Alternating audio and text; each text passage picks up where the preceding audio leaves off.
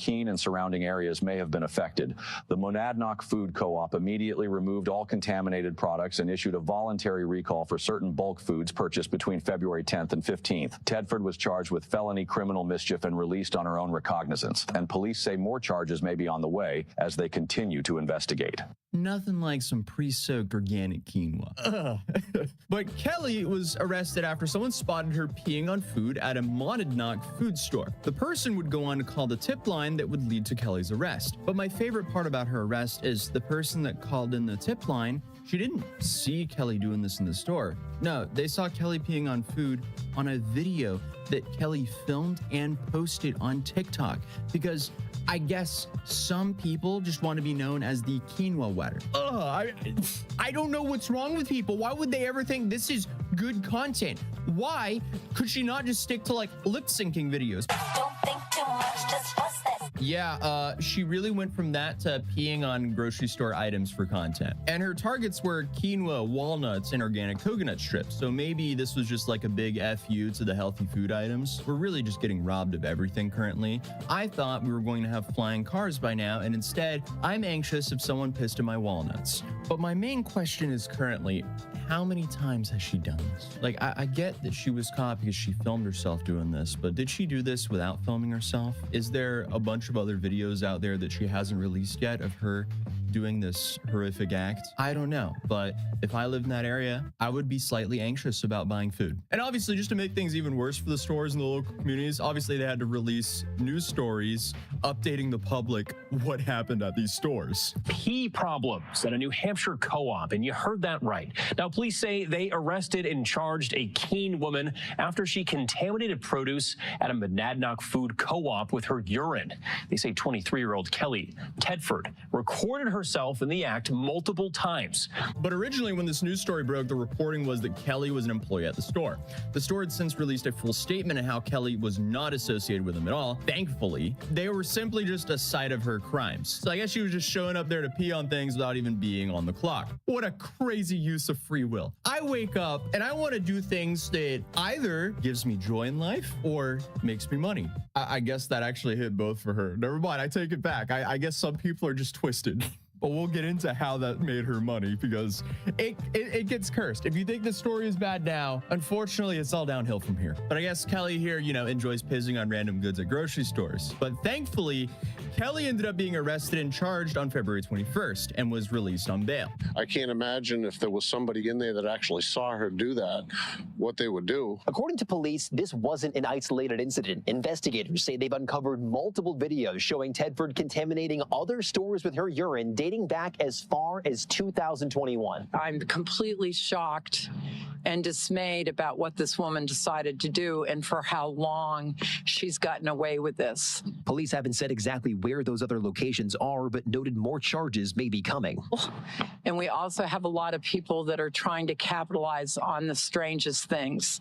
Tedford was released on personal recognizance and is due in court in April. In Keene, Ross Ketchke, WMUR News 9. So, hey, if you're in this town, you can't even say, well, at least I didn't go to the grocery store last week when she peed. So I'm safe, because unfortunately she's been doing this since 2021. You guys are cooked. I think at a certain point, you guys just kind of have to accept that if you've lived in Keene over the years, there's a non-zero chance that you've eaten or been close to some contaminated food, or maybe seen some food with some suspicious liquids in them. Like, damn, this quinoa is pre-soaked. That's crazy. Never seen that before. But while the police were looking into the first video, they allegedly found several other videos, all on a particular site. OF. This bitch was selling the videos of her pissing on random grocery store items on OF, meaning there's some MFers out there paying for this shit. What is wrong with some of you guys? Like, what is it made for? You guys need to chill. This is out of hand, and whoever paid for this needs therapy alongside of Kelly here. That is after Kelly hopefully serves some time, because there is no way that she just gets a slap on the wrist for this. And don't tempt me, because if I can fly to Korea for a trial, it's a whole lot easier for me to get to New Hampshire. So 50,000 likes on this video, we're going to New Hampshire. But what makes this thing even more alarming is, since it happened on OF, or some of these clips happened on OF, a lot of these instances, they could be specific requests. Come on, people. Why does humanity have to be so cursed?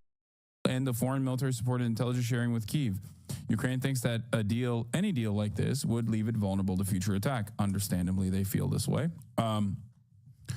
There's no indication that Putin has dropped any of his maximalist goals. Any deal must...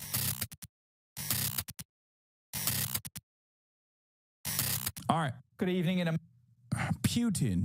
Adolf Putin with Donald Trump. Let's take a look at how that went on. A much trailed phone call between Donald Trump and Vladimir Putin. It seems a number of issues were discussed, but a ceasefire with Ukraine remains to be agreed. The White House says good progress was made, and a Kremlin official even said the world had become a much safer place today. So what exactly was agreed in that 90-minute phone conversation? Well, Vladimir Putin ordered his forces not to attack energy infrastructure as part of a mutual 30-day limited agreement with Ukraine. They also discussed a potential maritime ceasefire in the Black Sea as part of that deal. Russia and Ukraine agreed to engage in a prisoner swap tomorrow, where each side would return 175 people. The Russian President Putin said he would also hand over 23 wounded Ukrainian servicemen as a gesture of goodwill. But the Russian president has a list of conditions, including that the West halts foreign military aid and intelligence information to Ukraine. Donald Trump also supported Vladimir Putin's idea to organize an ice hockey match between Russian and American players. Well, our U.S. correspondent... That's so fun, dude. That is... Donald Trump lives in the universe of movies. He is so perfect for America. He is such a perfect American president. That's incredible. That is incredible. This is movie mindset, dude. Straight up. He's like, yes, we should do boxing afterwards. Bring your best boxer. We'll put him up against one of our best boxers. That's right. James Matthews is at the White House, but first let's speak to our Moscow correspondent, Ivor Bennett. Good evening, Ivor. So a limited ceasefire when it comes to energy and infrastructure, but really President Putin reaffirming those conditions. Yeah, that's right, Mark. So they have, as you say, agreed some kind of ceasefire, but it's nowhere near the ceasefire that was initially discussed and what was principally the aim of this call. Donald Trump wanted Vladimir Putin to sign up to this immediate 30-day truce along the front lines, which Ukraine accepted this time last week. It's taken them this long to get down to it, but what we've got instead is a much lighter version, a ceasefire whereby Russia and Ukraine have both agreed not to strike one another's energy infrastructure, and we're told by the Kremlin that Vladimir Putin has given the necessary military order for that to happen. And I think that's because Vladimir Putin had a bit of a balancing act with this phone call. He didn't want to upset Donald Trump, of course. He didn't want to incur his wrath because Russia has a lot to gain from better relations with Washington. There is talk in the last month of potentially the US lifting sanctions on Russia, readmitting them to the G7 to make it the G8 again, a reset of relations. That is what so we had to give him something, but at the same time he wanted to emerge from this call with Russia's red lines still intact. He didn't want to give any ground on his maximalist positions, and it seems like he hasn't, because in the Kremlin's communique, there's quite a telling line, which is a bit of a refrain from Moscow. He said that, the Kremlin said, the Russian president declared his readiness to thoroughly work out possible ways of settlement together with his American partners, which take into account the absolute need to eliminate the root causes of the crisis. Kremlin readout of the call is different than the White House one. The White House one didn't mention end of foreign aid. Quick breakdown of the Kremlin readout of Trump's call with Putin. It doesn't look like Putin is prepared to give any ground on his maximalist positions. Putin stresses that Russia's key condition to stop a conflict from escalating and moving towards a settlement would be a total end of foreign military support and intelligence sharing with Kyiv.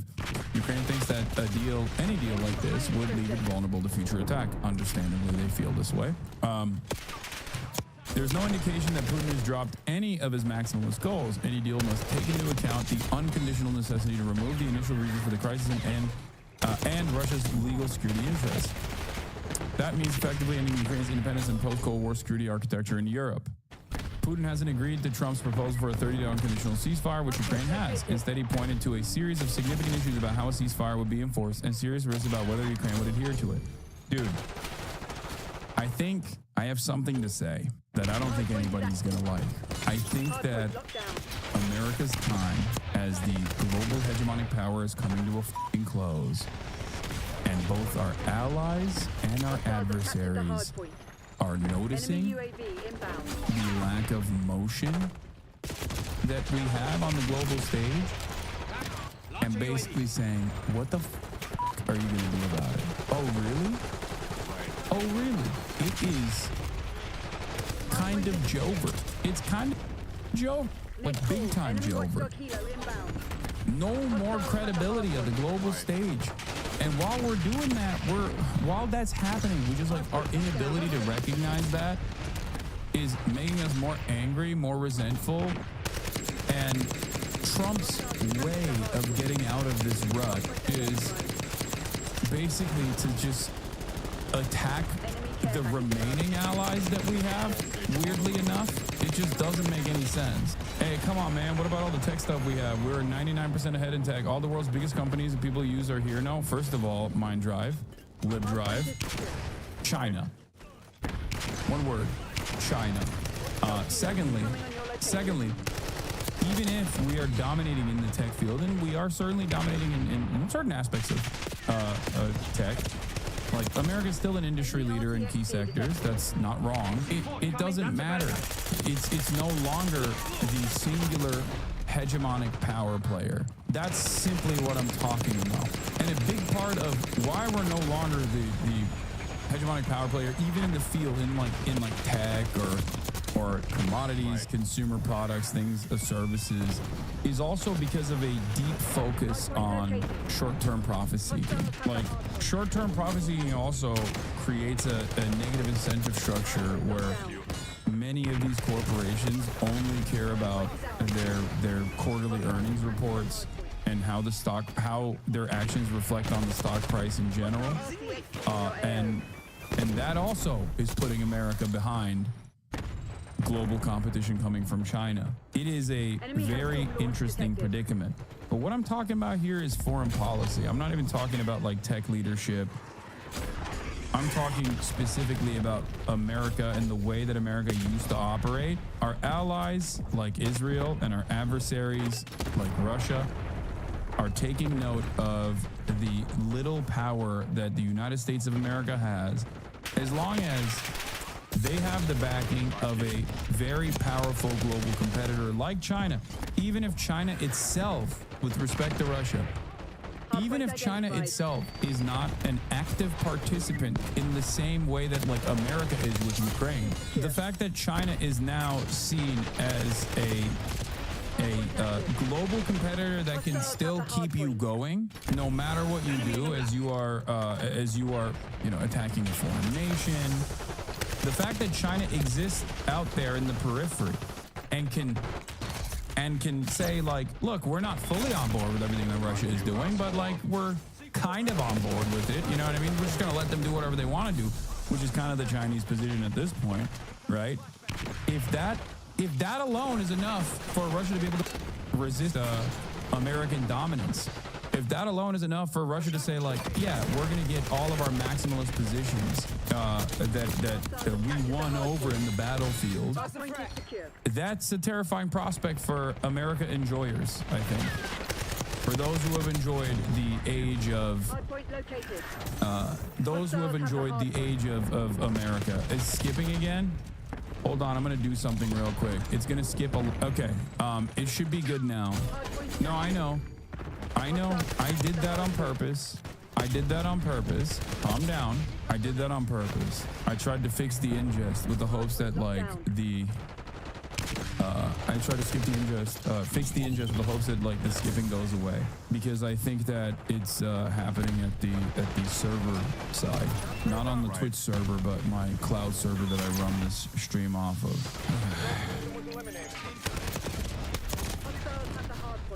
But let's get back to this conversation. That is a phrase we've heard a lot in the past week or so, because when Vladimir Putin talks about root causes in his eyes. That is, NATO's eastward expansion is essentially Kremlin code for saying that our security concerns need to be met, and for Ukraine never to join NATO. And I think he was probably also talking there about Russia's desire not to have any foreign troops there, any troops from NATO countries acting as peacekeepers. So it seems like Russia's red lines are intact, and the reason why Vladimir Putin is so reluctant to sign up to a straight ceasefire, of course, is because he feels he doesn't have to whilst they have the military advantage. The longer talk. Yeah, Putin made Trump wait for the call. Classic power move. Putin is meant to be seeking the Trump around now, but he's talking to a room full of oligarchs instead. Instead, if he's going to be late, Putin waves off the question. Asked if he's going to be late, Putin waves off the question and says not to listen to his spokesman.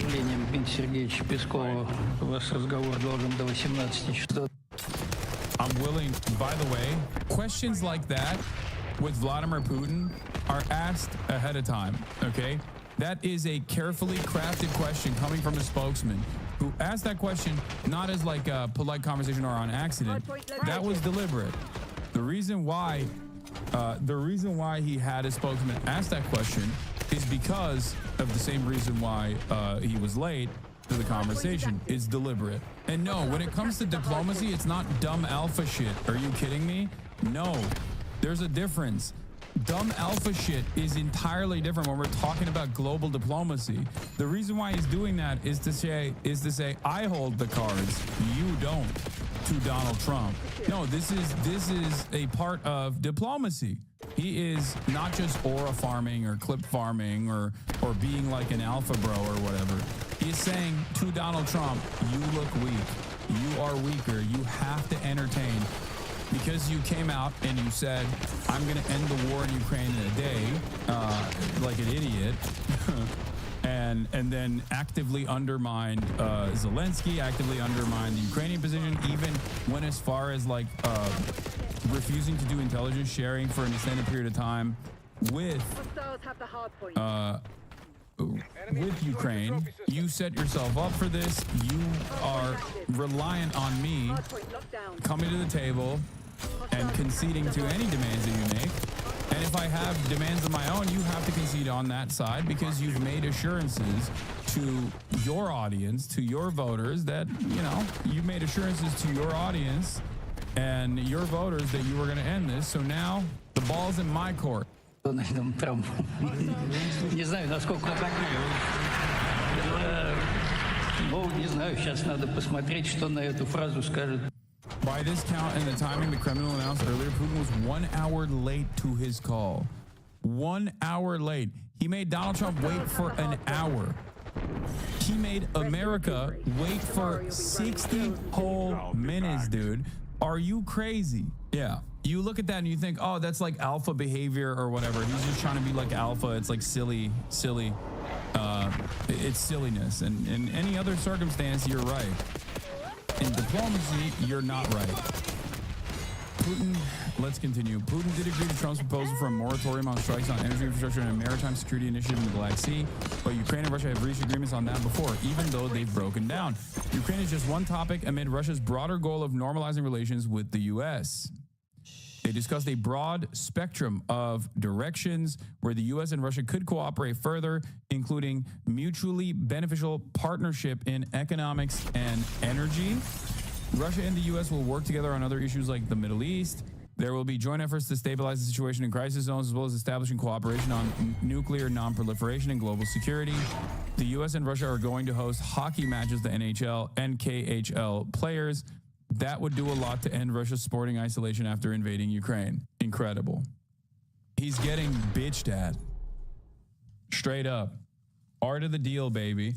Vladimir Putin's going to turn around and be like, have you said thank you once? Vladimir Putin's going to turn around and have, I don't know, some national news broadcaster dress down Trump in the same way that, like, Trump had Marjorie Titan Greene's boyfriend yell at Zelensky. Then turn around and say, have you said thank you once? Suka blyat, have you said thank you once? Davai. Anyway, talks go on before a ceasefire. White House readout says they agreed Iran should never have the ability to destroy Israel. Yeah, that's a dramatically different way to approach this. Russia and U.S. will work together on issues like the Middle East. There will be joint efforts to stabilize the situation on nuclear non-proliferation. Okay? White House's attitude on that same conversation is they said they would destroy Iran. Yeah, he's going to have Lukashenko behave like his J.D. Vance. Yeah. The leader spoke broadly about the Middle East and region and potential cooperation to prevent future conflicts. They further discussed the need to stop proliferation of strategic weapons and will engage with others to ensure the broadest possible application. The two leaders shared the view that Iran should never be in a position to destroy Israel. This is some crazy stuff, man. So I guess Iran is getting that nuclear program after all. Who knows? Who knows? The more gains Russia makes, and particularly in Russia's Kursk region, where it seems like Ukraine's incursion there is all but over. I think Vladimir Putin is very keen to get that secured and get that wrapped up before there's any kind of pause in the fighting. So I'd say that the Kremlin will be very pleased with the outcome of this call. Well, in effect, either President Putin now has a little more room. Yeah, these guys saying that, these guys saying that Iran nuclear proliferation must not happen basically means that the nuclear arms race is, on the one hand, Russia potentially giving nukes to Iran, and then America giving nukes to Saudi Arabia. Fucking awesome, dude. To carry on this war. Yeah, I think so. There's room to maneuver, clearly. Yes, there's no strikes on military infrastructure, but the key thing right now, the key goal for Moscow is totally expel the Ukrainian forces from the Kursk region. That was hugely embarrassing when that started at the beginning of August, that cross-border assault. It took the Kremlin and Vladimir Putin by surprise, and it's hugely embarrassing that it's gone on this long. Now that victory is in his sights there, he wants to kind of make Russia all Russian again. He doesn't want to let up. And he was in the Kursk region last week, dressed in military fatigues, as you can see. That was a very symbolic visit. And I think it really sent a message to Washington and Ukraine that he doesn't want to give up his military advantage, because he fears, of course, any pause in the fighting will allow the Ukrainians to rearm and regroup, and he fears he might lose that advantage. This is a way of giving himself that room to maneuver on the battlefield, and that could happen within days that the Ukrainian forces are completely expelled. So I'd say it's a bit of a fudge here, a ceasefire light, nowhere near the ceasefire that was initially touted and agreed last week with the Ukrainians and the US. Ivor, thank you very much. Let's go to James Matthews in Washington. And James, I suppose what President Trump can claim is that things are progressing. Yeah, and you know what? He can make these claims because the Russians have given him that opportunity. Look at the dressing around this deal, the hockey match between Russian players and American players. That will speak to Trump. He likes to talk sport. He likes to sell sport. And Americans, many in this country, care more about ice hockey, frankly, than they do about a war far away that they don't think affects them. The prisoner exchange, you can bet that Donald Trump will headline that as an achievement of his. So, you know, there is the dressing that allows Donald Trump to style himself as the artist of the deal, if you like. But I think he's been outboxed in this particular set of circumstances. If you look at the guts of this, I mean, key phrases jump out. Ivor talking there about the root causes and how Putin is ring-fencing what he sees as the root causes of all this. The root cause and the roots of this are that Putin thinks Ukraine belongs to Russia. Talk about the root causes. You talk about disarming Ukraine and essentially giving Putin the territorial advantage that he wants long-term. So I can't see Ukraine agreeing to anything with regard to that. But more than that, there is the key line about American and presumably European assistance to Ukraine in terms of weapon supply and intelligence supply.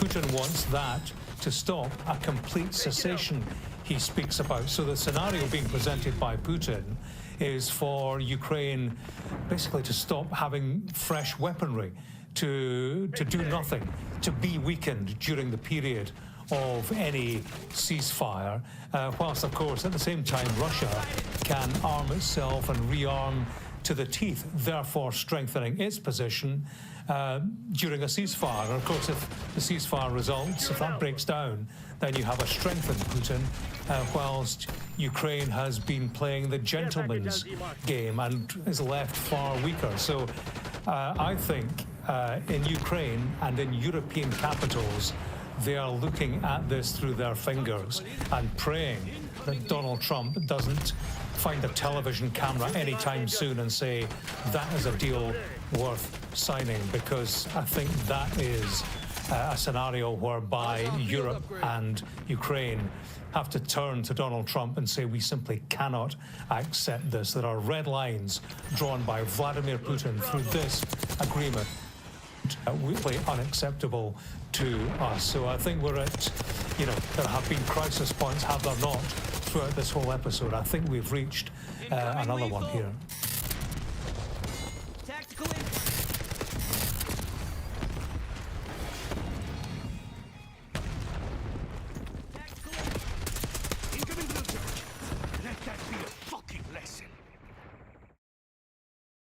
I guess without further ado, we can move into the much discussed, much requested, if you're ready, Gavin, breaking point debate. As Gavin asked in the headline today, are Crystal and Sagar at their breaking point? Yeah, are we headed for a breaking points breakup? There's so many different, puns you can make, but either way, they got into it the other day. A lot of people in the comment section said they had to turn this off because it brought, traumatic flashbacks to, their parents' divorce from their childhood. They were like, there's literally a few comments here that say, couldn't watch this, had to turn it off. PTSD from my parents fighting. This gets really freaking intense, guys, like really intense. And I understand why, given the severity of the situation that we've been discussing today on the show with the deportation situation, the removal of due process. It's a serious subject, and I think that it deserves this level of intensity in conversation. This is a 55-minute debate. Obviously, we're not going to watch the whole thing, but yeah, it does get to a point where you're like, holy shit, do these two have too much differences to overcome when it comes to this? Like too much where they can't even be on the same page? Is it getting to that point?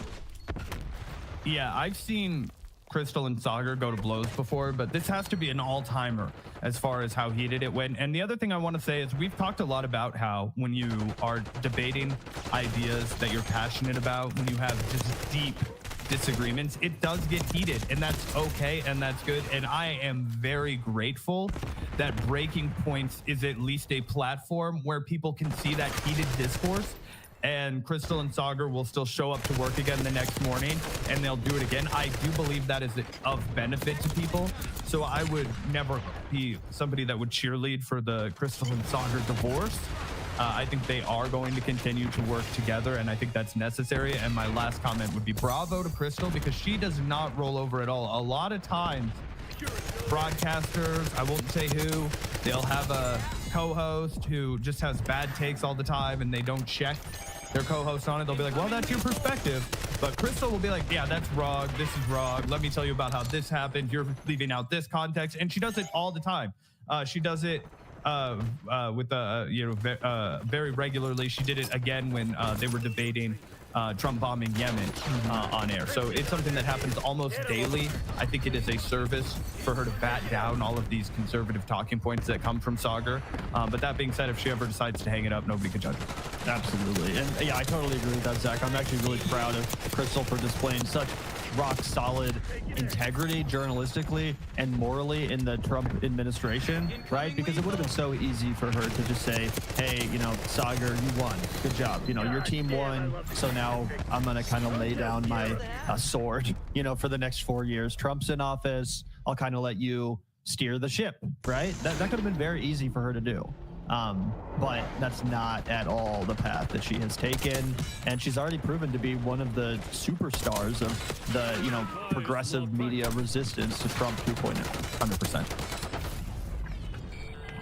at 8:35 p.m., making it clear that actually it was over international territory and not over the waters of the United States. Now, do you really believe that some federal judge here in Washington, D.C. has the authority to tell the executive to turn a military aircraft around? You believe, okay, well, then we'll test that at the Supreme Court. We will test that theory at the United States Supreme Court. And if you're right, then we can import these criminals back here. How do you know they're criminals? Well, first of all, I mean, this is where, look, you said something earlier, which I think is important. You think your country is being taken away from you because 300-something Venezuelan illegal immigrants were deported to El Salvador. How do you, what proof do you even have of that? What? I mean, because here's the thing. That they were deported to El Salvador? No. That they were illegal immigrants? Yeah, here's the thing. They all entered the country illegally. According to the government. I mean, listen, I think that is probably true, but here's what you're defending.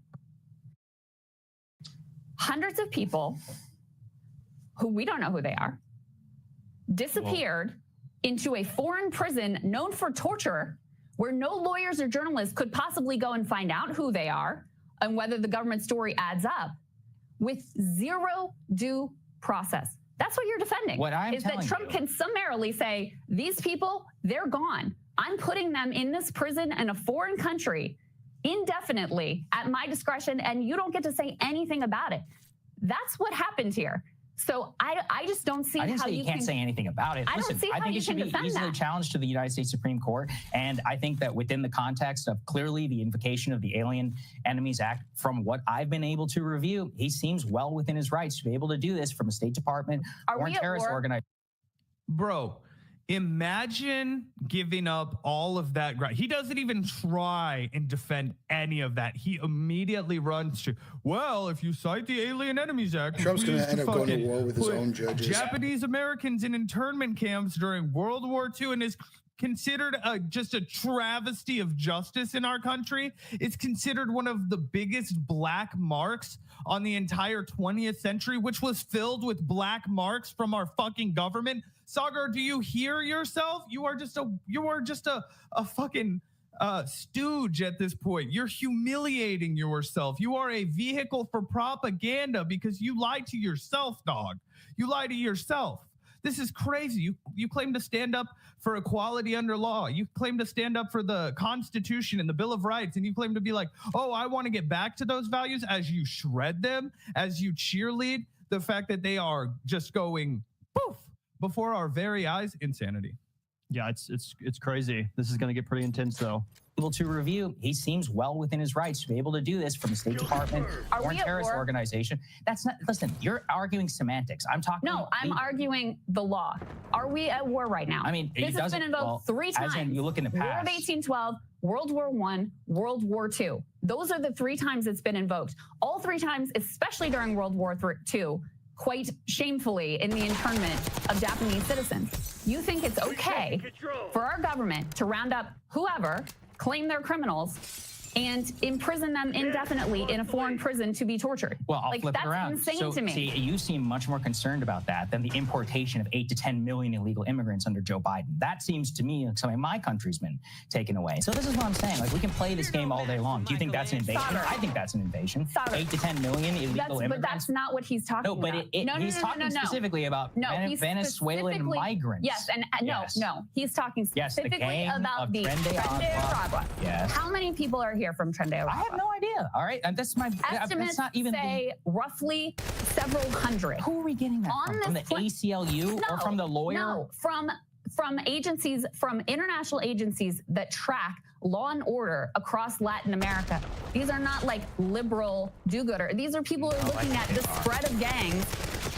And let me say this, right? There was a French politician who made waves the other day for saying something that Jesse Ventura, the former governor of Minnesota, said on our very podcast, which was that if Donald Trump wanted to continue with these deportations, if he wanted to continue cracking down at the border, then we had to give back the Statue of Liberty. Because I'll remind you, Sagar, it reads, give me your tired, your poor, your huddled masses yearning to breathe free.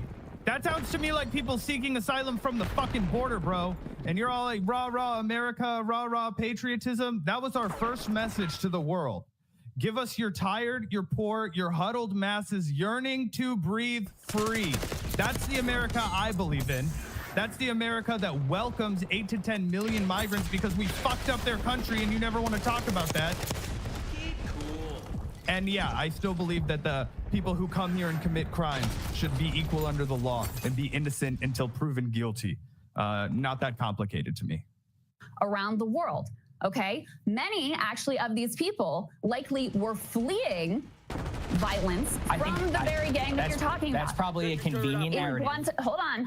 I think that's a very convenient narrative. In terms of who was brought to Guantanamo Bay, okay, imprisoned in Gitmo, the Trump administration made the same, oh, these are gang members. These are the worst of the worst. Some of them didn't even have criminal records at all. Some of them, who they claimed were in Tren de Aragua, it was because of either they were from that state of Aragua in Venezuela, and actually, like I said, had been fleeing the violence from this gang, or they happened to have a tattoo that made them think like, oh, they're just in the gang. One of the people who was part of this group is a LGBT Venezuelan who was in prison, according to his lawyer, because of his tattoo, was assumed to be in a gang. That's what we're talking about here. So there is no reason. Why is he being gay or whatever? How is that relevant? Like what? Because how do you think it's going to go for him, Sagar? What? He's an artist. How do you think this is? My whole point. So he's magically allowed presence in the United States. Okay, then don't care that he's gay. Do you care that he was wrongfully imprisoned and disappeared into a foreign jail cell, and there's nothing that anyone can do about it? Does that bother you? According to his ACLU lawyer, he's not a part of the Tren de Aragua. Do you truly believe? I'm supposed to trust some open borders lawyer? Do you truly believe that they rounded up in this? They successfully rounded up every Tren de Aragua gang member in the country. And it's funny too, this is obviously insane for so many reasons, but it's funny that Sagar's like, what, you expect me to trust some lawyer, an ACLU open borders lawyer? But he is trusting the United States government? Like, uncritically regurgitating what they say is the reality about these people's situations, their documentation status, their gang affiliation status, whatever. He's willing to completely uncritically regurgitate that. But when it comes to the ACLU and the lawyers that are trying to advocate for the rights that are supposed to be afforded to everyone in this fucking country, all of a sudden it's, why would you trust that? 100%. Not only that, this gentleman was likely an asylum seeker, right? People who are seeking asylum, we often forget, it's not just a term for people who are desperately trying to get into our country. It's a legal terminology. And if you meet that legal terminology, you get to stay in America while your asylum case is being heard, right? And now we're disappearing people before that can happen, right? Before we can even judge if they have a valid asylum claim. So what you do is when you get to America, yes, without the proper paperwork. Okay, anybody that's ever traveled internationally, you realize how fucking crazy it is dealing with borders and customs. Okay, I get it's a privileged thing to be able to travel internationally, but if you do take one thing away from it when you go, it's like, man, I really need to get into this country, and it's a pain in the ass, right? Now imagine if you go back home, you're gonna get killed, right? Your family could be in devastating danger, okay? And you're going to the one country that's promised the whole world that if you come there and work hard, you can make a living, you can feed your kids. Yeah, and also, by the way, the gang that's gonna kill you, they're gonna do it with American guns. And by the way, you know who made that point in like 2016, 2017? Joe Rogan. Remember that clip? He was like, could you fucking believe this? You think these people aren't trying to come here for a better life for them and their family? Like, this is fucking savagery to just deport them when clearly they're just trying to improve the state of them and their families' lives. Yeah, it's crazy. That's it. No, I don't. Mission accomplished. Okay. If anything, there's probably a lot more that needs to go. Now, this is actually what I'm saying, is that at the end of the day, within the powers of the State Department, which has declared this in FTO, the powers within the executive are quite clear. I'll also note, Trump literally promised to do this on the campaign trail. So this was one of the most telegraphed actions in modern history. Are you good with it? I mean, Crystal, random people. Are you good with 8 to 10 million illegal immigrants coming in over 4 years? We're changing the subject. Yes, I am. You know that I'm fine. Yeah, okay, so then are you good with changing the subject? Are you comfortable? Part of the story. Are you comfortable with random people being snatched I don't think that they're random. I think they're illegal. Why? Okay, give me your proof. Of what? That they entered the country. No, give me your proof. These are gang members. I don't have to offer that proof, and actually, even the government doesn't necessarily have to do that either. For But are you good with that? With what? with being able to snatch up random people. But they're not random. They're here How do you illegally. know They're not that? citizens. They are. You're fine with, okay, They have you criminally entered our you country. think that an appropriate punishment.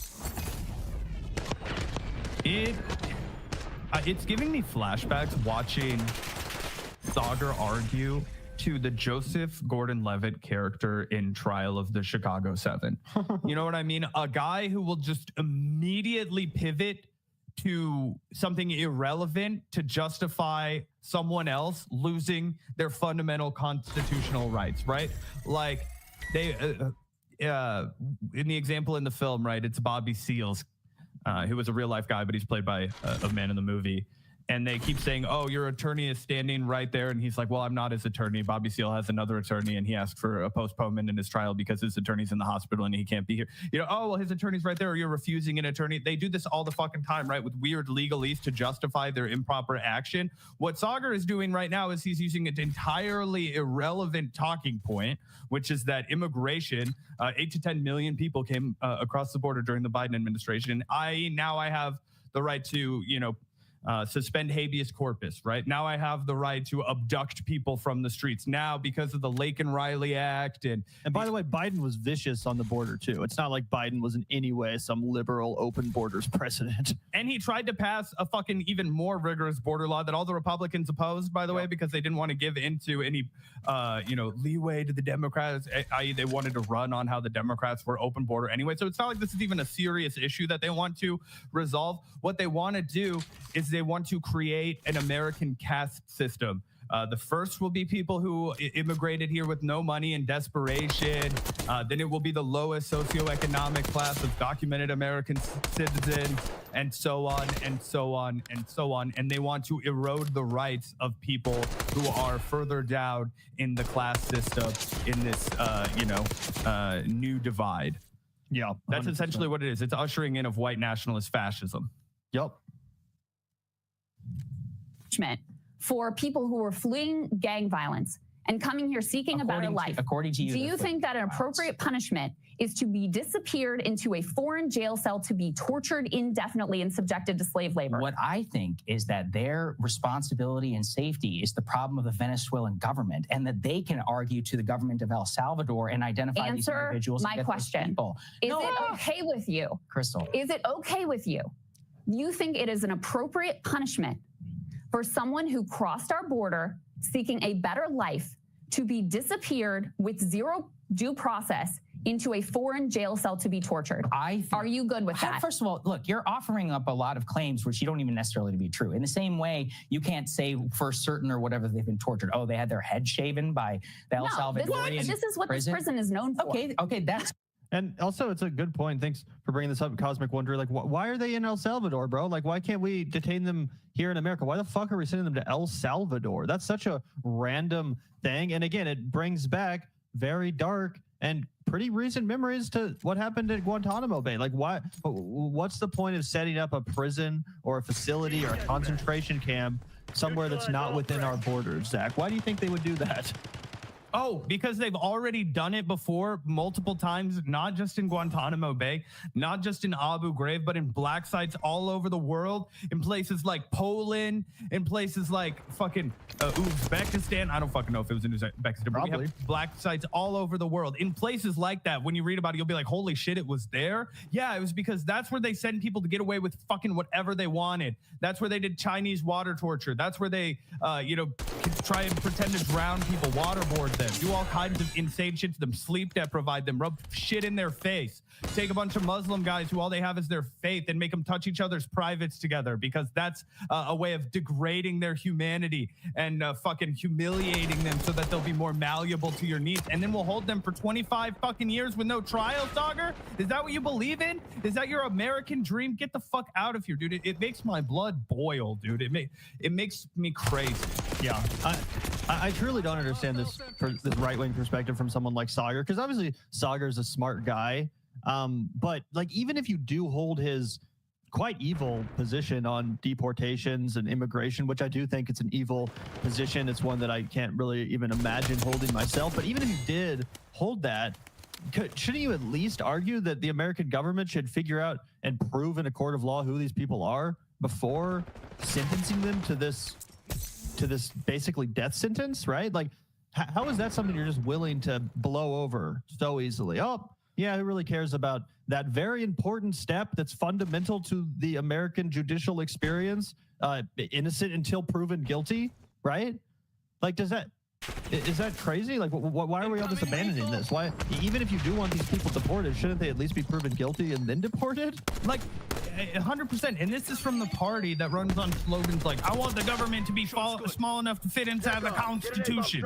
All right? I want the government to be so dang small. All we've got is the Bill of Rights and the Declaration of Independence and the Constitution and nothing else. Ain't nothing else. I don't want no taxes. I don't want nothing. Just my rights. Well, guess what? Now your rights are under attack. You going to speak out for them? Or are you really just going to reveal that your entire politics is, I love my gun, I want to fuck it, and I hate anybody who's not white like me? Yeah. Jesus Christ. Again, those I think it's, look, as I continue to say, when you let in 8 to 10 million people and you elect a president who says, I'm going to use the Alien Enemies Act to mass deport people and stand in front of a sign, and then you win the popular vote, then yeah, I am okay with it. And in fact, the only problem I have with the Trump administration is that they've been prioritizing this stupid shit like trying to deport someone like Mahmoud Khalil for some billionaire donors and not the people who came here illegally. Those people entered our country criminally and illegally. This whole, fleeing a better life is BS. That's not BS. They're economic migrants. Yeah, that's fleeing for a better life. Okay, I mean, there are no problems in Venezuela? They take advantage of our laws. They illegally use their I'm asylum asking a very status. discreet question. Yes, I understand. You think it's okay to then randomly take people we have zero proof that these are gang members, and we should very much mistrust the government because they've been proven to lie about this previously. We should trust them that they're picking up gang members when they can pick up whoever they want and imprison them in a foreign jail to be tortured. You think that is an appropriate punishment for crossing our borders, trying to achieve a better life? No, I think that once again, I think it is clearly within the executive purview to be able to do that. Stop dodging with the executive purview. Do you think it's right or wrong? Because do you think it's right or wrong?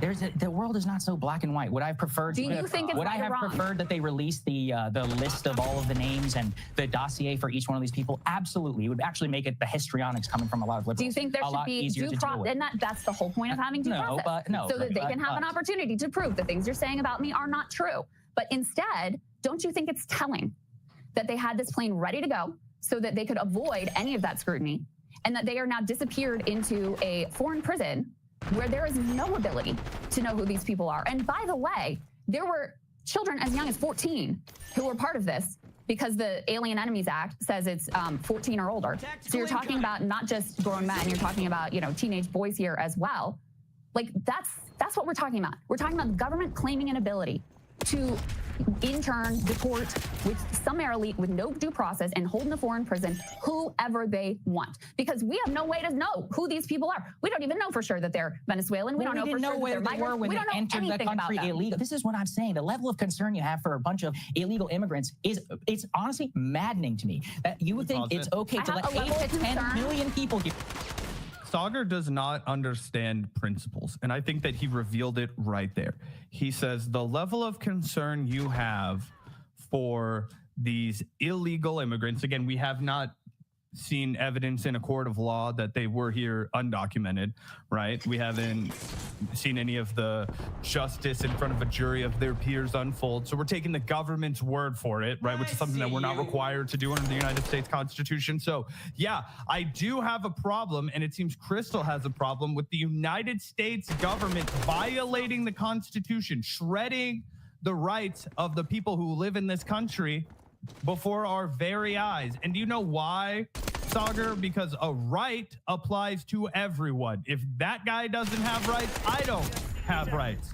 Okay? If the government is willing to infringe on the rights of another individual, they are willing to infringe upon my rights. Okay? I don't care if you are accused of being a Venezuelan gang member and an undocumented man. I don't care if you're accused of being a terrorist sympathizer as a college graduate student in New York City. I don't care if you are a news anchor that hosts Breaking Points. If your constitutional rights are violated, I am going to take it as a cause that impacts me personally, okay? Because it impacts all of us. That is what a right is. And a principal opposition to the violation of American rights is one that I hold deeply. That's one of the reasons I do the show that I do. I would turn the question around and be like, if that's not something that you care about fundamentally, why do you do the show you do?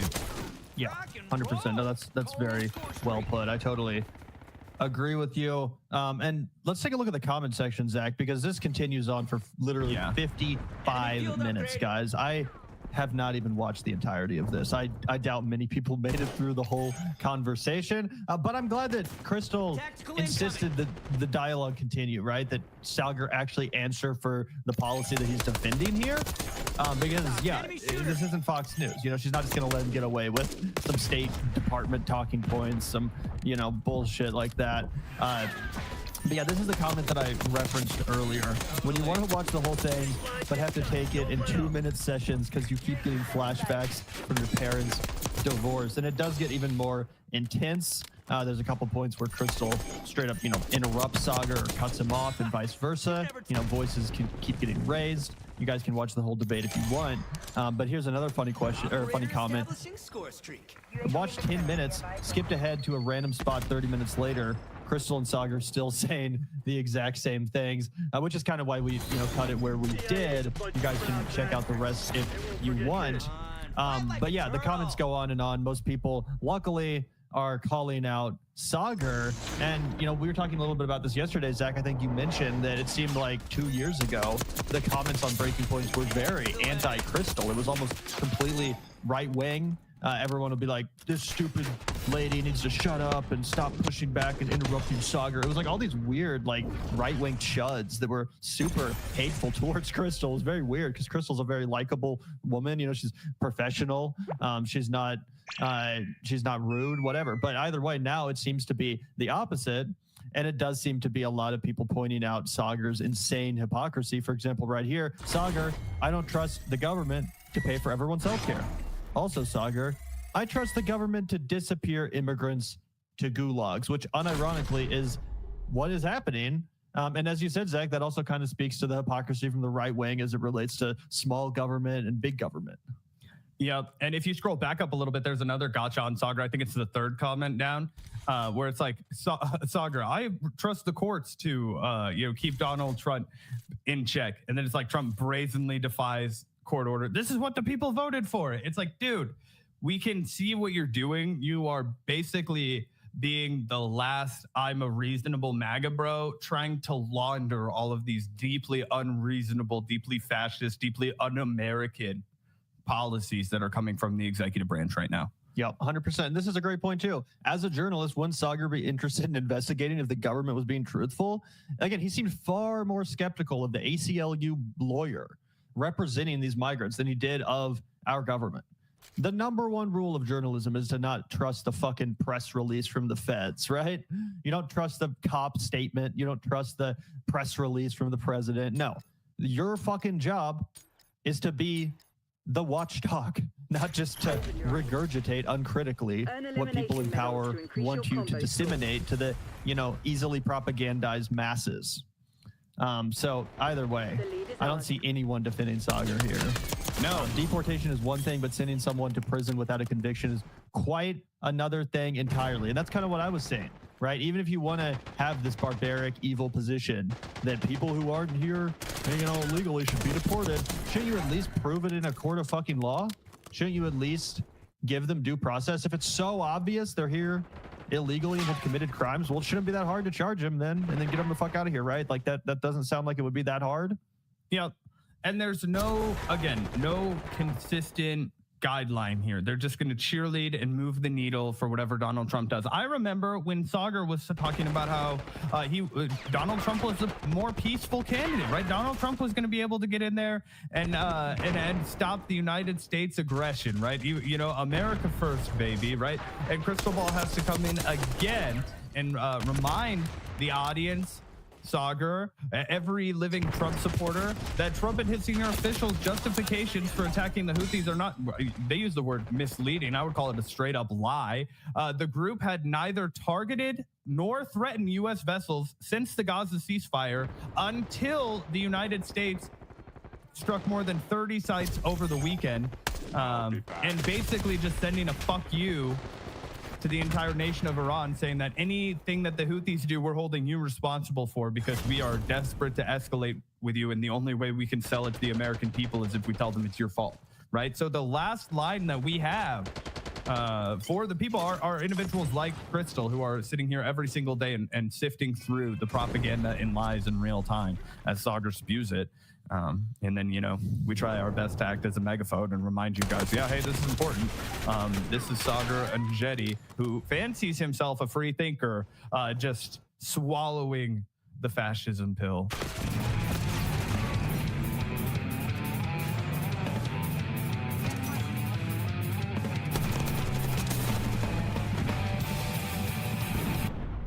Here is White House Press Secretary Caroline Leavitt being questioned by CNN reporter Caitlin Collins in the White House press room yesterday. Apparently, Caroline Leavitt has an interesting theory that a judge's orders are only effective and only count if they're written down. If the judge says something, it's not really real. It's more of like a suggestion. But if they write them down, then it's really something that the court does. This is a novel legal theory, I should tell you folks. He wasn't aware of it? You're a reporter. You should find out. Okay, Sean. I have a question on the timeline of the flights. You keep talking about the judge's written order, which hit the docket Saturday night at about 7:26 p.m. But he issued a verbal order before that at about 6:45 and 6:48 p.m. based on the court hearing. Order from the bench. Does the White House feel the need to comply with a verbal order from this judge? Again, as I said, all of the planes subject to the written order of this judge departed U.S. soil, U.S. territory before the judge's written order. But what about the verbal order, which of course carries the same legal weight as a written order, and said for the planes to turn around if they were... Well, there's actually questions about whether a verbal order carries the same weight as a legal order, as a written order, and our lawyers are determined to ask and answer those questions in court. Sean. Hey, so on Friday, the president suggested... That is not the case. Do you know how it is if a court has issued an order? If you say it's an order. So when it's the verbal order is an order, just like a written order is an order. And the idea that, well, they didn't get it on paper quick enough, so it didn't count, is more than just a novel idea. It is, in the words of Detective Dubois, apparently an attorney, what an effing lie. Right, and we were just talking to Austin Coker about this, that they were making arguments in court as these planes were taking off. So, like, they knew that they could have waited for this to be settled. They could have waited for the judge to say what he was going to say, but they chose actively not to do that and then are making these phony legal arguments later on. This feels very Stephen Miller to me, who's been feeling himself and really enjoying, I think, this chapter in Trump's reign of terror over all of us. Now, as you know, there was an order issued by the judge in this case, the Judge Boasberg, had told the DOJ, if you're not going to, you need to tell me why you did not follow my order. And you have to today, Tuesday, or he said this on Monday, at noon, to come in and tell me. And they had said it's national security, et cetera, et cetera. And he said, well, okay, you got to write it down. I want to see it. You're claiming there's some, I want it written down. According to Forbes, the Trump administration declined to provide specifics about these deportation flights to El Salvador that were sent out as a result of President Trump's Saturday executive order invoking the Alien Enemies Act. after Boasberg asked them to disclose additional information, claiming providing it would be inappropriate because there was no violation of the court's written order. The government is asking a federal appeals court to allow the deportations. So in other words, they are arguing that, well, we may have violated the oral order, but we didn't violate the written order because we were already gone and landed, supposedly. Which basically they did because they got the oral order, decided we got to do this now, and now they're using this as an excuse to say, well, it wasn't written down, so what did you want us to do? They're taking this to a federal appeals court, and I imagine, and I'm not sure which appeals court they would go to. Is this a D.C. Circuit? You look that up, but I don't think they're in a circuit that is going to be particularly favorable to them. Remember, the dynamic has shifted because during the Biden administration, you would see all of these right-wing organizations, they would venue shop, basically head down to one district in Texas where they knew they would more often or not get that Judge Kazarinsky or Kazmarek? Kazmarek, yes. Oh, wow. And my brain isn't so bad from smoking all that pot. Kazmarek, who would then issue some Looney Tunes ruling, and it would have to work its way up. In this instance, the roles are reversed. And so these cases are being brought. There's a lot more circuits, apparently, that will, and district judges that will actually follow the law. So there's a little bit more latitude. But it's the Trump administration now that is on its heels in these court cases. So we'll see. I mean, but they're on their heels, but they're trying to grab the rest of us by our shirt collar and take us over the edge as they tip backward. Because, like, what do we do? How many constitutional crises have we experienced since he got inaugurated in January? I mean, countless. But this feels like maybe the most extreme. Like, because they're basically in real time defying this judge's order and saying that they don't. Stephen Miller is going in front of the press and saying that they don't have the authority to restrict the president basically at all. It's one thing for Stephen Miller to do this publicly. It's another in terms of what the DOJ is doing. And the DOJ, even by going to this appellate judge, at the very least, is indicating that they still feel they're bound by the courts. So I don't know that we're quite at a constitutional crisis yet. The moment when they decide, like, we're not coming. Well, we are at a constitutional crisis with illegal impoundment and an unelected billionaire who is just tinkering with the money that Congress has allocated, but maybe not quite at the brink with this particular constitutional crisis. I would even refute that because they're still coming into court, and the courts are just, we're going to get to a point where the courts keep getting evidence that they're not following what the court is saying. Like, they brought back all of those, they're bringing back people. I hope you're right. But then they're trying to put them on unpaid leave or paid leave. And the court, that guy Alsop in San Francisco said, no, they got to work there. You can't put them on paid leave. And so this is going to keep going until we finally get to these judges ultimately decide they've had enough. Now, what Roberts did today, I don't know. I don't think it's, he came out and said you can't call for the impeachment of a judge because you didn't like the ruling. And there's an appellate process. That to me looks like a classic Roberts thing where he's going to use that as like, see, I just call them balls and strikes. And then when these cases finally make it up there, we shall see.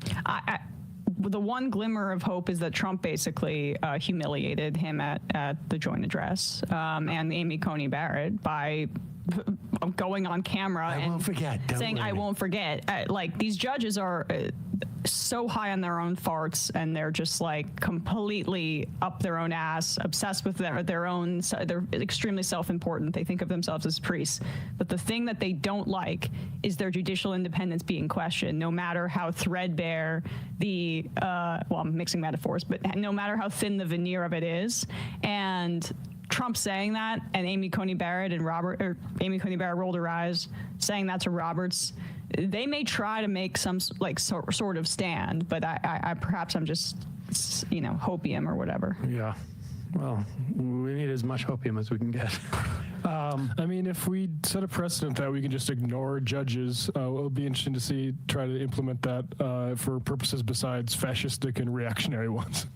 On the right, they're ignoring judges' rulings to do what they want. And on the left, or for the Democrats, Chuck Schumer was arguing that we need the filibuster in place to protect us from Republicans, and they don't even use the tools at our disposal to stop them. And the Republicans are using every tool, even extra legal ones, to get their agenda through right now. Well, we'll talk about this later with Schumer, because Schumer has a master plan, and that is to wait for the Republican senators to get all embarrassed about Donald Trump, and then they're gonna I think the spell is going to break soon. So he's doing what is it? Was he born yesterday? The Fabian strategy? Well, it didn't work in 2012, and it didn't work in 2008 or 2006 or 2014 or 2016 or 18 or 20 or after January 6th or after 22. Yep. Or after 24, but this time retreating will work. September 25. That's the ticket. The fever's going to break any day now. I mean, that's what Obama told me, but it seems like this sickness is kind of like longer than the normal fever. Oh, did they feature that on a Netflix show? Is that how Obama told you? Oh, yeah, not hearing much from him. Movie star. Here's Steve Bannon trying to justify. You know what's fascinating is, I want to say it was 10 years ago, maybe it was even more. There was a right-wing talker named Michelle Malkin. I don't know if she's still doing anything. I haven't heard from her in years. I think she even had a book that was basically espousing the wonderfulness of Japanese internment. Maybe is she still on a news? Still on social media sites, it looks like. And I think she just got a little bit less. People were slightly embarrassed by that. In defense of internment, and that was back in 2004. This is like when we were at peak. Oh my God. Yeah. And now, and that put her in many respects in the sort of the cuckoo column. Conservatives are like, let's invite her to everything, please. But apparently now it's just sort of mainstream. Like, of course, we were going to intern Japanese American Japanese citizens, I should say. But here is Steve Bannon. It was just, we figured we could just pull the trigger on this. All-out war in the other line of work, of deportations. President Trump finally had enough of it. Aliens Enemies Act of 1798. President John Adams, this is about the French, this kind of fallout from the French Revolution, of cracking down here, didn't want us to get sucked into European wars. That sound familiar? And they passed this act. President Trump used it. It was the same act to do to deter or do the internments, I guess, of the Japanese after Pearl Harbor. Always very controversial, although there was a lot. The Japanese, the Americans. Right. It was not the Japanese. We were not capturing prisoners of war and interning them in camps. It was Americans. Japanese Americans. Yeah. Well, they don't count to Steve Bannon. Also, the aside of sound familiar about getting sucked into European wars, dude, what does that have to do with Ukraine? What does this policy have to do with Ukraine? Like, what connection are you making there? The targeting of mostly Latino immigrants, and also anybody that dissents on Palestine that may have some sort of Middle Eastern background. What connection are you trying to draw here with Ukraine and basically the War of 1812? It's so clumsy and lazy. to do to deter or do the internments, I guess, of the Japanese after Pearl Harbor. Always very controversial, although there was a lot that they don't talk about today. There was many voices saying that should have happened after Pearl Harbor, given the fact that we didn't know what the hell was going on.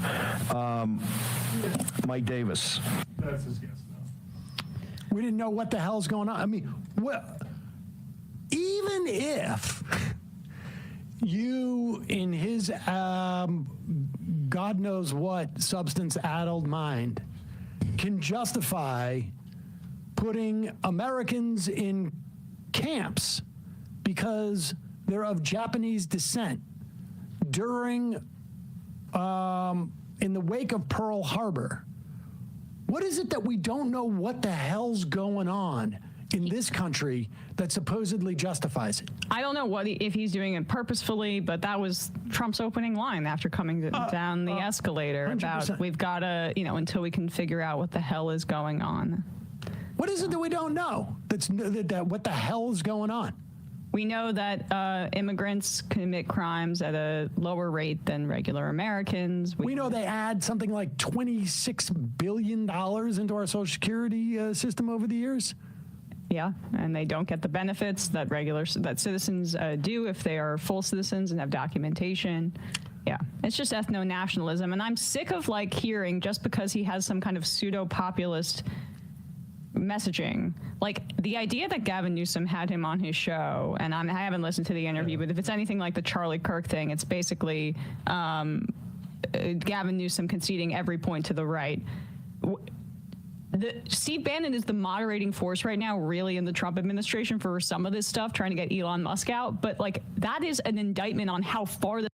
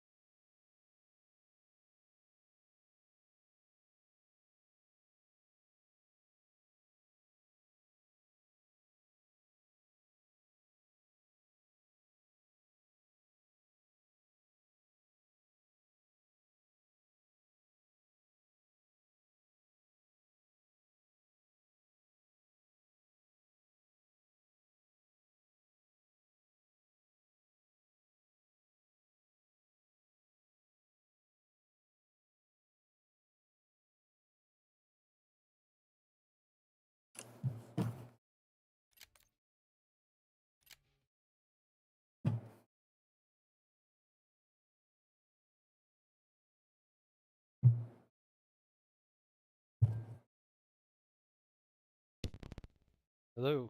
Hey. Hey there. Hello. Can you hear me? I can hear you. Can you hear me? Yep. Had to restart twice tonight for some reason. Good stuff. Good stuff. Oh yeah. Got to get on 15 minutes before I get on. Oh shit. Well, hey. So I got a heart out. I'm gonna jump us in unless you need a second to Sure. Nope. ready for challenges. I'm ready to go. Ready to go. Right. Yeah. What's been up to today? I did just briefly, just before I got on, I looked up how to find the post office key. Basically, it recommends that you complete high-value target missions, and whatever those guys drop keys, and often good ones. So I bet maybe we'll try to try that tomorrow. Like go after like bosses and stuff. High-value targets. I think I think I like the. Is that what you know what how that like is? I mean, remember I how thought you that was usually like those missions. sometimes you'll just randomly run into that's a high value target, and then confirm it, and then they put money in. Yeah, I think those I don't know where those people. That seems pretty random too.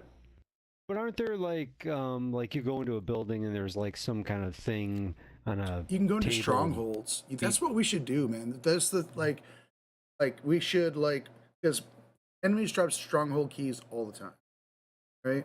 Stronghold keys. I mean, and strongholds might hold the keys we need. It might hold the vests. You know what I mean? And like they're easily marked on the map. You know, all we have to do is just like be ready to fight. True. Like, we can even What's like the thing that I. Go ahead. Oh, I was just like, wasn't there something else that's in the game that let's let's say you walk into a building, just any random building in El Mazra, and there's like some table, and there's something on the table, and it's beeping, and it's like, do you want to accept the contract? It's not a.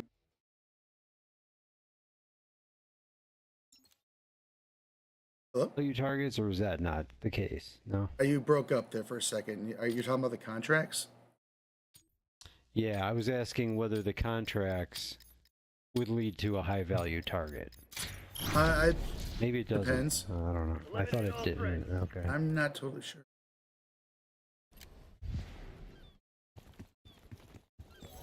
I don't know if they nerfed the goblin, but I'm having a really hard time getting 5 kills with it, and I'm just about to give up. And SMGs. All done with my ARs besides the goblin.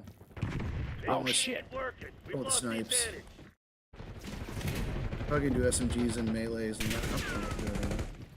As far as grinding for that matter. Besides like you.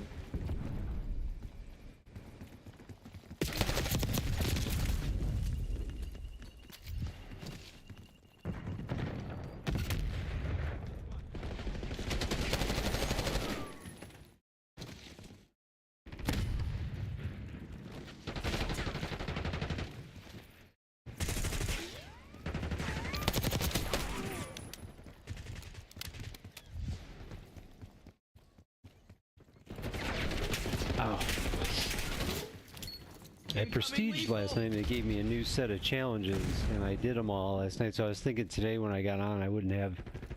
Oh no, you had new ones today. Oh, yeah, for sure. That's always kind of fun. New set today. Yeah, you can do your challenges and then like right when you prestige it'll give you a brand new set. That's kind of nice. Have you been unlocking stuff that you like?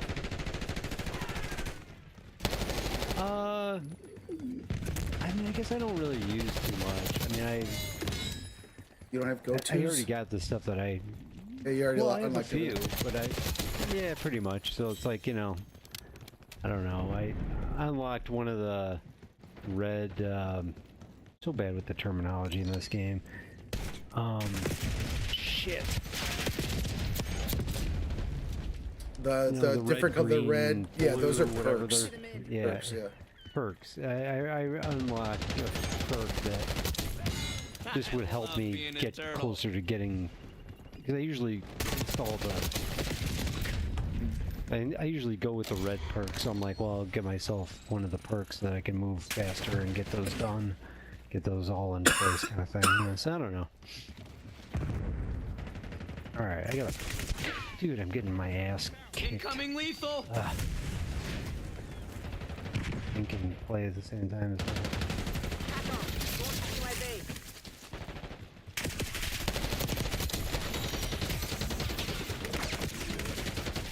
Dude, oh my god. Capping this thing. Enemy field upgrade. Shit. Incoming.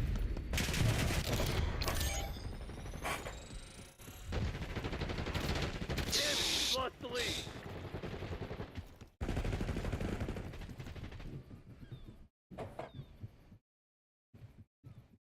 We got the lead. Enemy now field upgrade.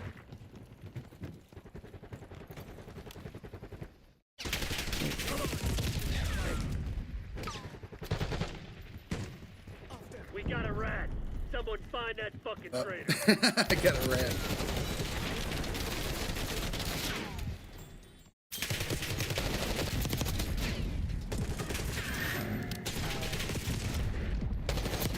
Located.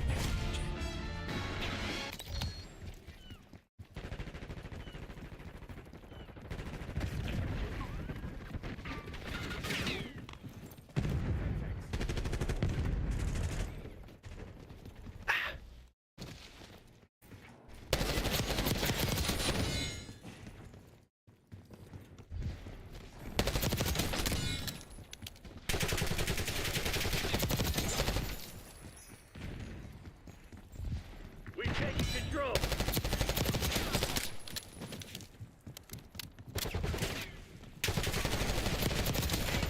Let's break some foots. Open it up with this. Operator establishing score streak. UAV commencing surveillance operation. Do a mic check for me. Check. Hello. Okay, all right.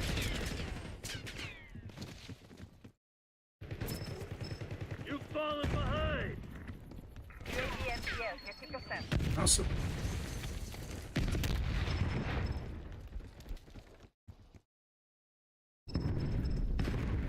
So are you gonna be doing the gym like most days, or are you just gonna feel it out and just do it a couple days a week? I think I'm gonna do You don't know 5. yet? I'm gonna do like Monday through Friday.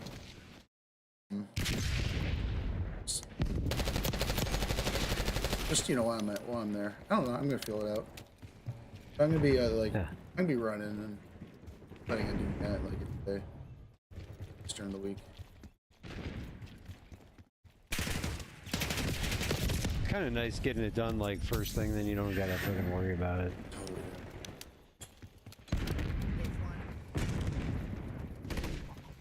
Not that I ever did that. I was like more of a after work kind of guy with workouts, but It just never happens for me. Mainly- After work, all I want to do is play video games. yeah. Nice. We're pulling ahead. Like my best time to get anything done is the morning.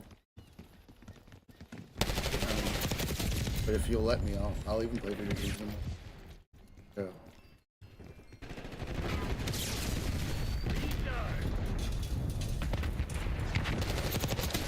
Turtle power. Oh shit. This shit ain't Dude, working. oh, We've lost the advantage. Why did I switch to my? We got the lead. Now hold it.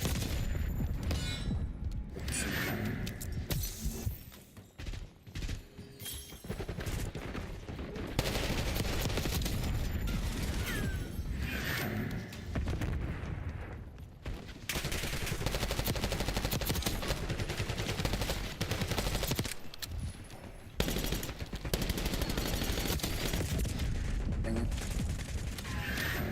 I try to get that guy before we got you. For the effort.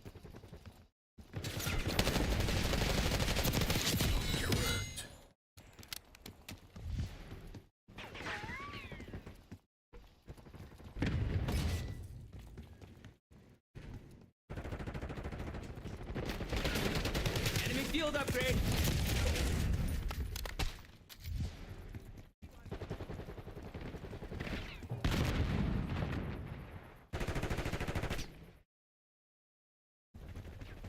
the character yells enemy field upgrade.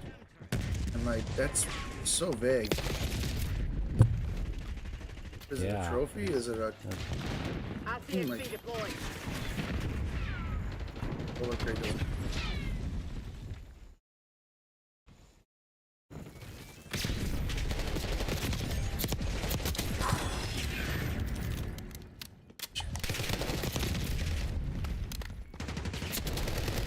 I think if you have the Ninja Turtle skin on, the shell should protect you a little bit.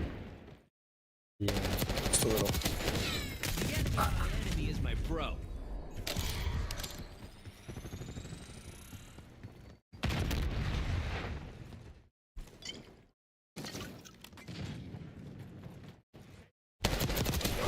Chuck it out. You're no match for Michelangelo.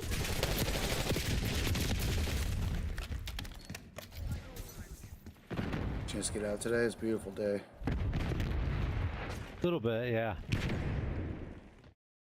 Oh.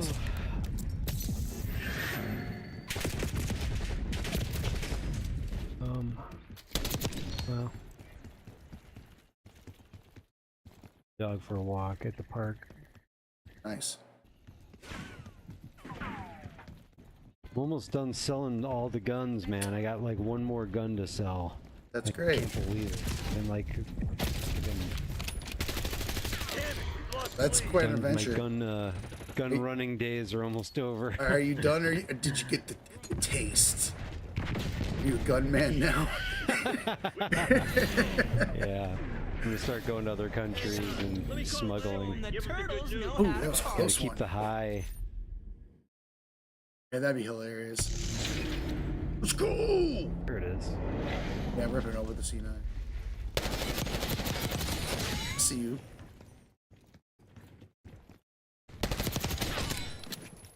It's funny because some of the guns were I got a really good price on that website, and other times they like I put one up the other day, $800 they're gonna pay me for one gun, one of the rifles, but then another one I put up there, it was one of the oldest rifles owned, and it was in good shape, $75. That was the offer for that one. I was like, oh wow. So, but when you look online, people are selling them for like $200, so I could see why he would only offer me 75, because A, he's paying for the shipping, and B, obviously he needs to make a profit. He's a business, so right. You know, there it is. So I'm just like, fuck it, I don't care. Yeah, you're just trying to you're mostly just trying to unload it more than anything, huh?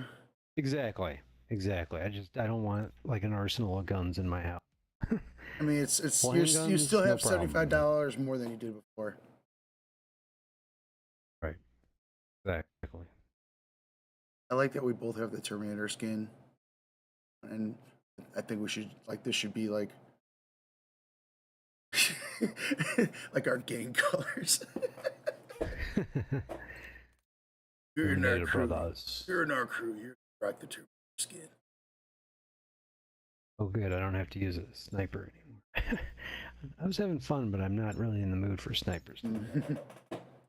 Gotta move off that. Yeah, I am.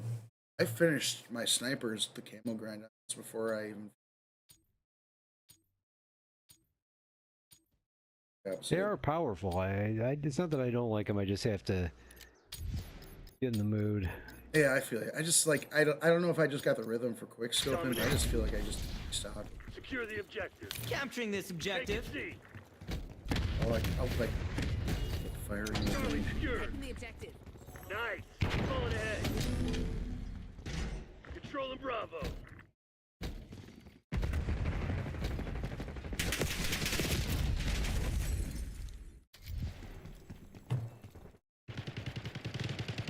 Losing Bravo.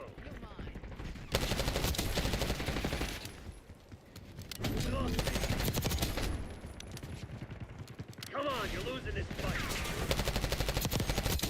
Don't forget the pizza. Capturing this objective.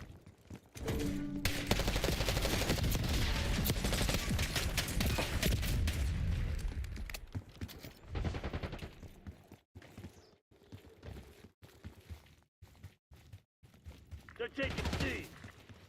Hostile RCXD in your AO. Take it B. It's oh my god. I should have said Bravo zone secure. a sniper. And walk away in the plaza. Secure in zone A. Bravo Tactical locked. incoming. Capturing this objective. Alpha secure.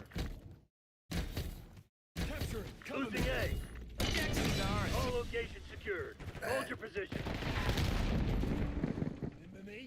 We're losing Charlie. We've taken control. Hold on, hey, jeez.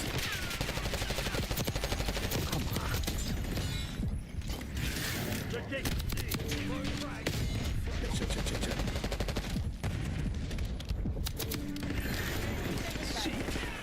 C. Enemy RCXD detected. Potato. Dude, you're already on C. Woo, let's go. Losing Bravo. Oh. Got him.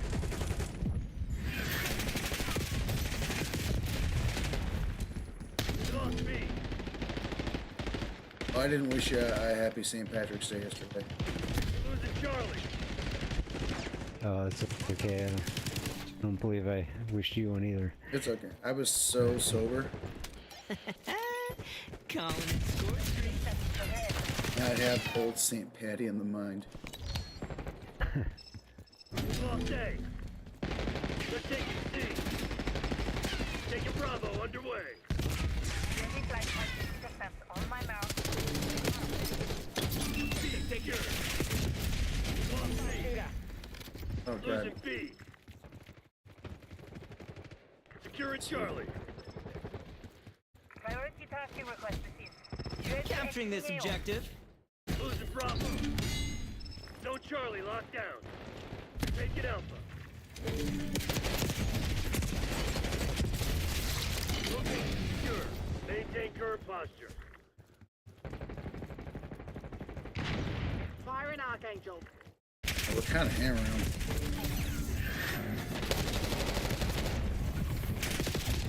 Losing Charlie. Losing B. Oh. We're losing Alpha. Shoot. Archangel. RCXD rolling out. Alright, here we go. RXC. Taking all zones. Lost Alpha. Watch it. Well, where is everybody? Bravo locked. We're good. Oh, I'm just cruising around the RX. Get your show on. Oh. Somebody to kill. It's like I see you standing back there. It's like, who are you looking for back there? I didn't know you're on.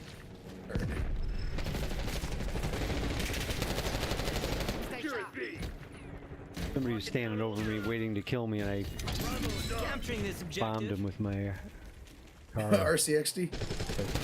Yeah, but he killed me first. Wasn't sure. Operator establishing score So I streak. think I probably might have blown myself up. That worked.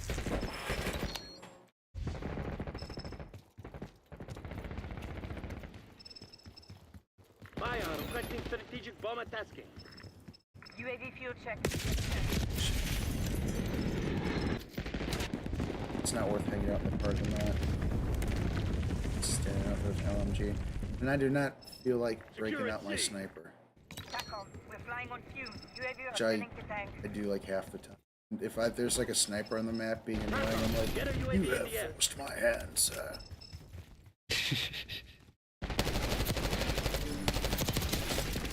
RCXD deployed. Oh, come on.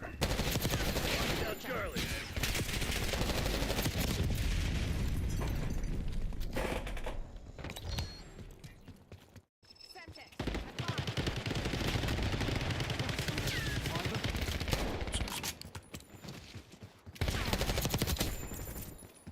Capturing this objective. Marking down Charlie. Losing Bravo. All locations locked down. Dig in and hold them.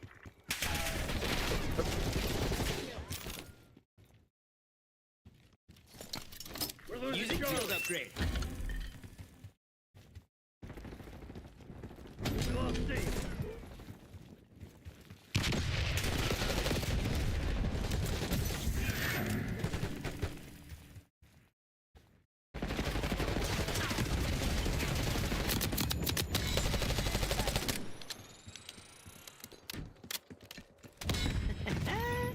Calling in score streak. Losing A.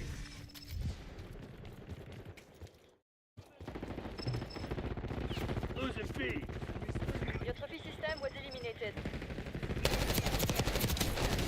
Rock and roll. Shit.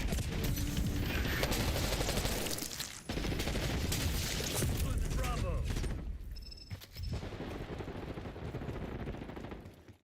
We lost B.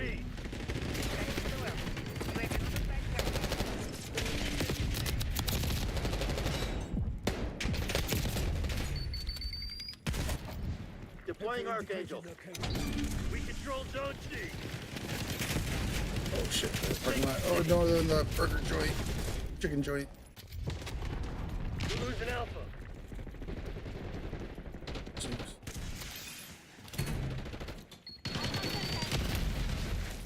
There we go. We lost A. We're losing all zones. Enemy field upgrade. Capturing this objective. So look, is this guy? Marking target location. Oh, there you are. All right. Locked down.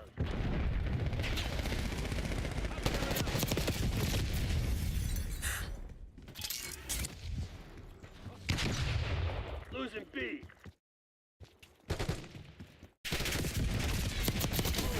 Locked down. Hold them gentle B's back. Driving off the XA. We're losing Charlie.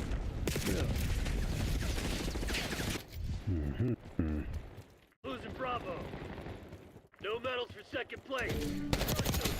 I'm not worried about it. Woods. Ain't worried about it, Frank. Yeah, right. He trays upon us. Oops. Capturing this objective. Sorry. RCXD and you're Victories. Perfect. On 7:59. top. Are we on top? Nice. I'm on. No, I'm not. You had a. Hey, you had a good game too. Snap out of it. You went one. No, you went 1.5. Great game. And they still get play of the game. Bullshit. Not fair. They did some sick moves. Like this. Look at this guy on the left. Yeah, like this Nice. stoner Ooh, wizard. That's cool. I haven't seen that before. I like your move. Your pizza. Oh, thank you. Come on, turtle. Very, very nice. Very nice. Awesome. Well, hey, good games, man. Good games. All right. Well, DMZ tomorrow. See you tomorrow. For it. And yeah, I'll be ready. I'm gonna try to get in before, but we'll see what happens. All right. Cool. Yeah. But yeah, I'll talk to you soon. Oh yeah, and think about that strat. Think about. I mean, I don't know if I've got any stronghold keys, but we should. Strongholds are super common. We should maybe hit them up more and see what we can find. Yeah, we don't do that enough anyway. So yeah, it's worth a try for sure. See what's going on. Excellent. Well, hey, cool. Where the loot's at. That might be where the loot's at. Maybe we can have stronghold runs where we get a strong, we go in with a key, get a stronghold. There's some good loot in there, then just get out and hoard it. Yeah, save it. Yeah, that would be good. Oh yeah. All right, cool. We'll give it a shot. Awesome. Well, I will talk to you tomorrow. Okay. Have a good night. See you tomorrow.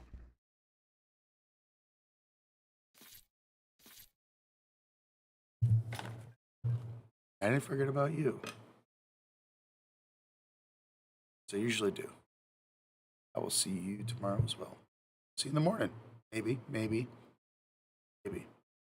Bye.